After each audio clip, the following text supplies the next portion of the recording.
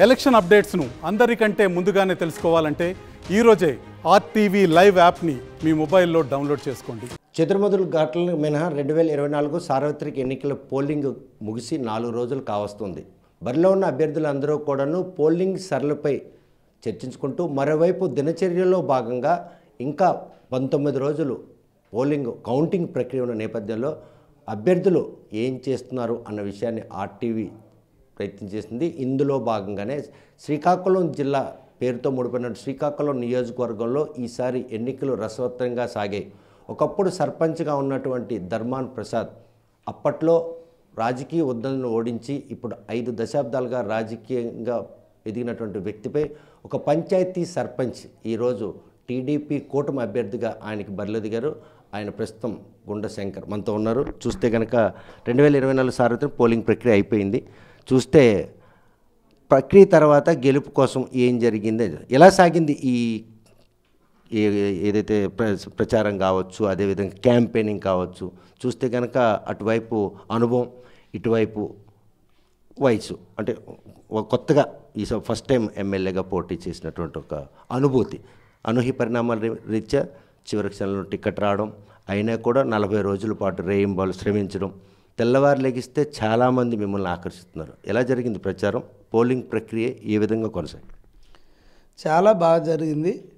ప్రజలు నన్ను హక్కును చేర్చుకున్నారు, బ్రహ్మరథం పట్టారు. నేను ఎవరో తెలియనప్పుడు కూడా డోర్ టు డోర్ వెళ్ళినప్పుడు ప్రతి ఒక్కరు కూడా ఆప్యాయంగా నన్ను పలకరించి నాకు భరోసా కల్పించారు. దాంతో రోజు రోజుకి ఇంకా నేను బ్రహ్మాండంగా ముందుకు వెళ్ళడం జరిగింది. రోజుకి 40 రోజులు మాత్రమే ఉంది మీ టిక్కెట్ ప్రకటించిన తర్వాత ఈరోజు ఎన్నికలు పోలింగ్ ప్రక్రియ. ఈ 40 రోజుల సమయం సరిపోయిందా ఈ నియోజకవర్గం ప్రజలందరినీ కలవడానికి? 40 రోజుల్లో కూడా మొదట మళ్ళీ 25 రోజులు కన్ఫ్యూజన్లో ఉంది. నేనైతే స్పష్టమైన క్లారిటీతో నేను ముందుకు దూసుకెళ్ళిపోయాను. సో ఇంకొద్దిగా సమయం ఉంటే నేను ఇంకా ప్రతి డోర్కి రీచ్ అయ్యేవాడిని అనేది ఒక చిన్న ఇది. ఏది ఏమైనప్పటికీ రేపు కౌంటింగ్ తర్వాత ప్రతి ఇంటికి ప్రతి గడపకి వెళ్ళాలనేది నా కోరిక. నియోజకవర్గంలో ప్రతి ఒక్క తలుపు తట్టాలి, ప్రతి ఒక్క ఓటర్ గుండెని నేను తాకాలనేది నా కోరిక. రేపు అది కూడా చేస్తాను. టిక్కెట్ ప్రకటించినప్పుడు ఉన్నటువంటి ఒక ఆందోళన నామినేషన్ వేసేసరికి ఆ ఆందోళన పటాపంచలు అయిపోవడానికి కారణం ఏంటి? ప్రజల నుండి వచ్చే అనూహ్య స్పందన, మద్దతు నాకు కేవలం డైరెక్ట్ ప్రజల నుండి వచ్చింది. విపరీతమైన మద్దతు వచ్చింది. అది కొత్త ఫేస్ కావడమా, లేకపోతే గత 2.5 సంవత్సరాలుగా నా మీద ఒక రకమైన అభిప్రాయం ప్రజల మీద ఏర్పడడం, తర్వాత ఈ ప్రభుత్వం యొక్క వ్యతిరేకత ప్లస్ తెలుగుదేశం పార్టీ మీద ఉన్న అభిమానం, నెక్స్ట్ చంద్రబాబు నాయుడు గారు ముఖ్యమంత్రి అవ్వాలని కోరిక, అటు జనసేన ఇటు బీజేపీ కూటమి కలయిక, ఇవన్నీ నాకు కలిసి వచ్చాయి. అందుకు నేను అలవోకగా ముందుకు దూసుకెళ్ళగలిగాను. కూటమి సపోర్టు, అలాగే పార్టీ యొక్క క్యాడర్ అంతా కింద స్థాయి నుండి వేళ్ళూనుకొని ఉన్న తెలుగుదేశం పార్టీ కార్యకర్తల సపోర్ట్ కానీ, అలాగే ప్రజలు బ్రహ్మరథం పట్టారు. ఏ ఇంటికి వెళ్ళినా తిలకం దిద్దడం, కర్పూరం పోటీలు పడి మరి బొట్లు పెట్టడం. నేను అసలు వాళ్ళు ఎవరో నాకు తెలియదు. ఈవెన్ అక్కడ క్యాడర్ కూడా, ఆ లోకల్ లీడర్స్కి కూడా ఎక్స్పెక్ట్ చేయలేదు కొంతమంది స్వచ్ఛందంగా ముందుకు వచ్చి బొట్లు పెడుతుంటే. సో అలాగా ఇది సాగింది. ఇది నా జీవితంలో మర్చిపోలేని ఘట్టం. 4 దశాబ్దాలుగా గొండు ఫ్యామిలీ గెలుపు కోసం తండ్రి కొడుకులు ఇద్దరు శ్రమించారు. ఈరోజు పల్లకి మోసిన బోయిల దగ్గర నుండి పల్లకి ప్రతినిధి ఒక స్థానం లభించింది. రేపు ఈ గెలుపులో ఎటువంటి ఆనందం పొందావు? అంటే మేము పల్లకి ఎప్పుడూ మోయడానికి సిద్ధంగా ఉన్నాం. వాళ్ళ అబ్బాయిలు రాకే మాకు ఈ అవకాశం వచ్చింది. మరి యువతకి ఇవ్వాలని పాలిట్ బ్యూరో నిర్ణయం. ఆ నిర్ణయం మేరకు వాళ్ళు కూడా గౌరవించి వాళ్ళ అబ్బాయిలు వచ్చి ఉంటే బాగుండేది. మరి రానప్పుడు మరి యువత రావాలనే ఉద్దేశంతో ముందుకెళ్ళి పనిచేసాం, గౌరవించి ఇచ్చారు.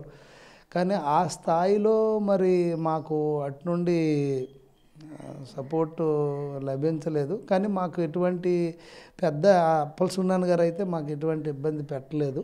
సో ఏదేమైనప్పటికీ ప్రజల నుండి మద్దతు వచ్చింది కనుక ఒక రకంగా ఇదొక మంచి అనుభూతి. అలాగని నాకు టికెట్ వచ్చిన తర్వాత నేనేం ఆనందపడిపోలేదు. నా పైన ఒక బాధ్యత చంద్రబాబు నాయుడు గారు పెట్టారని ఇంకా ఎక్కువ ఆందోళనతో, ఎక్కువ బాధ్యత రెస్పాన్సిబిలిటీ తీసుకొని ఇంకా కష్టపడ్డాను. రోజుకి 2 అవర్స్ 3 అవర్సే పడుకున్నాను. డోర్ టు డోర్ వెళ్తుండగా నిద్ర వచ్చేస్తుండేది. అలాగా మాట్లాడుతుండగా సెల్ల జారిపోతుండేది. అలాగా కష్టపడ్డాను. ఎందుకంటే ఇలాంటి రోజు ఒకటి వస్తుందని ఎప్పుడైనా అనుకున్నారు? ఇలాగ వస్తుంది అనుకోలేదు. కానీ ఎప్పటికైనా ఫ్యూచర్లో నేను ఎప్పుడు కూడా ఎవరు వెన్నంటూ ఉండి నమ్మకంగా పనిచేద్దామనే ఉద్దేశమే నాది. అనూహ్య పరిణామాలలో నేను ఫ్రంట్ ఎండ్కి రావాల్సింది. యాక్చువల్ నా బ్యాక్ ఎండే నా వర్క్ అంతా. ఫ్రంట్ ఎండ్కి వచ్చాను. యాక్చువల్గా అయితే ఇలాంటి పరిణామం వస్తుందని నేను ఎక్స్పెక్ట్ చేయలేదు. కానీ మరి వచ్చింది, దాన్ని ఫేస్ చేశాను, ఛాలెంజ్గా తీసుకున్నాను. ప్రస్తుతం మాత్రం శ్రీకాకుళం నియోజకవర్గంలో గొండు శంకర్ గెలుపు తథ్యం, కూటమి ప్రభుత్వం వస్తుందన్నట్టు ఒక గాలి వీస్తుంది. నిజమేనా? 100% నిజం. మేము అంత స్ట్రాంగ్గా వర్క్ చేయగలిగామంటే ఆ నమ్మకంతోనే ముందుకెళ్ళాం. మా నాయకుడు ఇచ్చిన ప్రతి మాకు సూచనలు పాటించాం అంతే. పార్టీ ఇచ్చిన డైరెక్షన్స్ నేను తూచా తప్పకుండా ఒక ఇంచ్ కూడా నేను సైడ్కి వెళ్ళలేదు. టికెట్ అనౌన్స్ చేసిన నుండి పార్టీ ఏం చెప్తే చేసుకొని వెళ్ళిపోయాను జనాల్లోకి అంతే. సో డెఫినెట్గా కూటమి వచ్చి తీరుతుంది. అలాగే సెంట్రల్లో కూటమి వస్తుంది, ఇక్కడ వస్తుంది. చంద్రబాబు నాయుడు గారు ముఖ్యమంత్రి అయ్యి తీరుతారు. మళ్ళీ మన రాష్ట్రం గాడిలో పడుతుంది. ఇది రైట్ టైం. ప్రజలందరూ రైట్ డెసిషన్ తీసుకున్నారు. ఇది మంచి పరిణామం. ప్రజాస్వామ్యంలో ఇది ఒక మంచి పరిణామం. పెద్ద ఎత్తున ఓట్లు వేయడానికి ఓటింగ్ శాతం పెరగడానికి కారణం ఏంటి? చూస్తే నాట్ అంటే జిల్లాలో తక్కువ ఓటింగ్ శాతం నమోదైన శ్రీకాకుళం నియోజకవర్గం, కానీ మునుపుటితో పోల్స్తే 2.1% పెరిగింది. ఈ పెరిగిన పోలింగ్ శాతం మీకు ఏ విధంగా దోహదపడుతుంది? మహిళలు పెద్ద సంఖ్యలో పాలు. ఆ 2.1 ఓటింగ్ శాతం కూడా కేవలం నాకే పడ్డాయి. ఒక ఆవిడ వైజాగ్ నుండి, హైదరాబాద్ నుండి కార్ డ్రైవింగ్ చేసుకొని వచ్చారు, నాకు ఓటేశారు. అలాగే ఒంగోలు నుండి ఒక ప్రొఫెసర్ వచ్చారు. అలాగే చెన్నై నుండి వచ్చారు, బెంగళూరు నుండి వచ్చారు, అమెరికా నుండి వాళ్ళ అమ్మాయిని పిలిపించి ఓటు వేయించారు ఇక్కడ. నిజంగా నాకు ఇవన్నీ ఒక్కొక్కటి తెలుస్తుంటే చాలా ఆనందం వచ్చింది. అంటే ప్రజల్లో ఒక చైతన్యం వచ్చింది. ఈ ప్రభుత్వాన్ని గద్దె దింపాలా, మనకు మనం కాపాడుకోవాలి, ఈ రాష్ట్రాన్ని కాపాడాలి, ప్రజాస్వామ్యాన్ని కాపాడాలని స్వచ్ఛందంగా వేశారు. నాకు ఇంకొద్దిగా టైం దొరుకుంటే ఒక 2-3% ఓటింగ్ శాతం వైసీపీ వాళ్ళు ప్లాన్డ్గా మధ్యాహ్నం 12:30 తర్వాత అన్ని బూతుల్లో ఒకేసారి దాడులు గొడవలు సృష్టించి చేయడానికి చూశారు. కాకపోతే మేము ముందే డైరెక్షన్ ఇచ్చాం, ఈ ప్లాన్ జరుగుతుంది కనుక మీరు సంయమనం పాటించమని చెప్పాం. 2-3 దగ్గరలో మా వాళ్ళు కూడా సంయమనం కోల్పోయి ఎదురు తిరగడం వల్ల కొంచెం ఇబ్బందికర వాతావరణం జరిగింది. ఉదాహరణకు గర్ల్స్ హై స్కూల్లో పద్మావతి గారు, వాళ్ళ అబ్బాయి, వాళ్ళ ఆయన, వాళ్ళ కార్యకర్తలు అందరూ వచ్చి 40 మంది బయట ఉండి హల్చల్ చేసినందుకు ఒక 100-200 ఒక 500 మంది ఇంకా ఓటింగ్ అవ్వాల్సింది అవ్వలేదు. అలాగే వరం స్కూల్లో కూడా ఏటవతల అక్కడ కూడా అలా చేశారు. అలా ఓవరాల్గా ఒక 5,000 ఓట్లు, అంటే మరొక 2.5-3%. నిజంగా ఇది నేను కొద్దిగా ఇన్నర్గా ఇన్సల్ట్ ఫీల్ అవుతున్నాను నాలో నేను. అంటే నేను ఇంకా ఇంత క్యాపబిలిటీ ఉన్నప్పుడు కూడా ఓటింగ్ శాతం నా ప్లాన్ ఏంటంటే 75% పెంచాలని. కాకపోతే మీకు ఫ్రాంక్లీ స్పీకింగ్ మన ఓటింగ్ 80% అయ్యింది. అది ఎలాగంటారా? 2,75,000 ఓట్లతో మీరు పోల్స్తున్నారు. మన ఓటింగ్ 2 లక్షలే. 2 లక్షల ఓట్లే మనకు. మిగతావన్నీ అన్ఐడెంటిఫైడ్, తర్వాత ఎక్కడికో మైగ్రేటెడ్, డెత్లు, డబలు ఇవన్నీ తీస్తే మనకున్న 2,05,000 ఓట్లకి మీరు ఈ పర్సంటేజ్ కడితే మనది జిల్లాలో మొదటి స్థానం మందే. నియోజకవర్గంలో ఓటు ఏ రేటు పలికింది? ఏ రేటు పలికిందంటే ఓటు రేటు పలకడం ఏమి లేదు. అంటే ఒక అభ్యర్థిగా గెలుపు కోసం అహర్నిశలు శ్రమించారు, ప్రతి ఓటర్ని కలిశారు. ఈరోజు వ్యూహాత్మకంగా వ్యవహరించిన సిట్టింగ్ ఎమ్మెల్యేకి ధీటుగా శంకర్ అన్ని విధాలా నిలబడడంతోనే ఈరోజు గెలుపు వరిస్తుందని ధీమా. అందులో ఓటు ఏ రేటు పలికి? ఓటు రేటు ఏం లేదండి. ప్రతి ఓటర్కి ఫెసిలిటేట్, అంటే మనం కొంతమంది రాని వాళ్ళకి ఏదో వెహికల్ ప్రొవైడ్ చేయమని ఎవరైనా అడిగితే అలా చేయడం, లేకపోతే అంతేగాని ఇది రేట్ ఏముంది, మీకు తెలియదు ఏంటి ఉంది. ప్రత్యర్థి బాగా ఇసిరారు, ఓటుని కొన్నారు. సో మీ వరకు ఏమాత్రం ఓటుని అంటే క్యాల్కులేట్ చేసి? ప్రత్యర్థి అంటే ఆయన సుదీర్ఘకాలంగా మినిస్టరు, ఆయన ఉద్దండు, ఎంతైనా వాళ్ళు ఏదైనా చేయగలరు. మాకు మా పార్టీ ఇచ్చిన డైరెక్షన్ ప్రకారం వెళ్ళిపోవడం తప్పితే మా సొంత ఎజెండా అంటూ ఏమీ లేదు. అది చూస్తే కనుక అనూహ్య పరిణామాల నేపథ్యంలో ఆయనకి చివరి క్షణంలో టిక్కెట్ వరించిన పార్టీ శ్రేణుల్లో ఉన్నటువంటి అలజడిని కూడా అతిక్రమించి 40 రోజుల పాటు కంటికి కునుకు లేకుండా ఈరోజు ప్రతి ఓటర్ను కూడా కలిసేందుకు ఆయన చేసిన ప్రయత్నంలో సమయాభావం తక్కువ కావడంతో ప్రతి ఇంటికి కలలను మదనపట్టు. కాకపోతే శ్రీకాకుళం నియోజకవర్గంలో సెటిలర్స్ ఎక్కువ ఉంటారు. వారందరూ కూడాను ఈరోజు తన హక్కును చేర్చుకుని తనకు పూర్తి స్థాయిలో ఓట్లు వేశారని ధీమా వ్యక్తం చేస్తున్నారు.